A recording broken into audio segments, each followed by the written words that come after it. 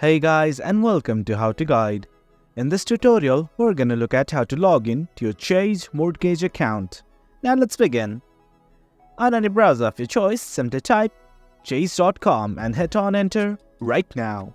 Now this is the official homepage of Chase. Now what you want to do to log on to your Chase mortgage account is simply click on this Home Loans tab, click on it.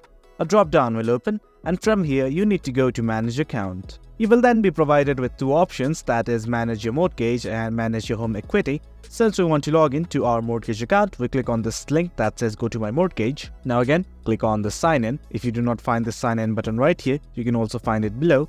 Click on any one of them. Now what you need to do is enter your username and password right here. In case you forgot any one of them, that is your username or password, simply click on this button that says Forgot Username, Password and follow the prompts. That way, you will again regain access to your account. Now let's enter the credentials. Once everything's okay, simply hit on the sign in button right here and then you will be able to log in to your Chase mortgage account. Well guys, that's it for the video. That's how we log in to Chase mortgage.